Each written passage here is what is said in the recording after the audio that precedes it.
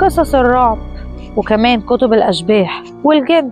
كل الحاجات دي كانت من أكتر الحاجات اللي بتجذبني، لحد ما في يوم من الأيام قررت إني أعمل بنفسي مغامرة مرعبة أقدر أثبت فيها إذا كانت الأشياء دي حقيقية ولا مجرد خرافات. لميت كل حاجتي وخدت موبايلي اللي هصور بيه وكمان الكشاف، واتحركت ورحت عند المقابر المسكونة اللي جنب البيت. طبعا المقابر دي مهجورة من 50 سنة تقريبا، وكل الناس حرفيا بتخاف منها وبتقول إن هم بيشوفوا جواها حاجات مرعبة. أنا بقى قررت إني أكسر القاعدة وأدخل جوه المقابر. اتحركت.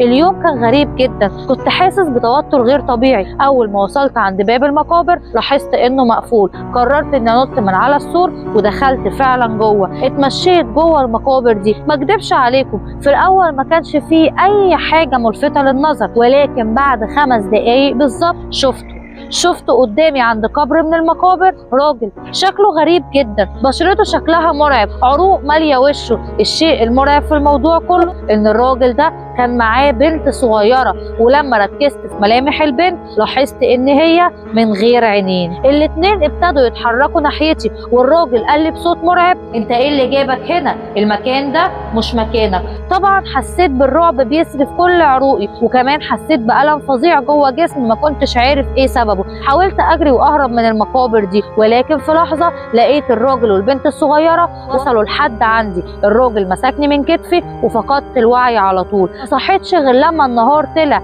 لقيت نفسي بره المقابر مرمي على بوابتها. معرفش خرجت ازاي ولا حتى حصل ايه بعد كده، بس الشيء الاكيد اني بعدت من بعد اليوم ده عن كل الاشياء الخارقه للطبيعه.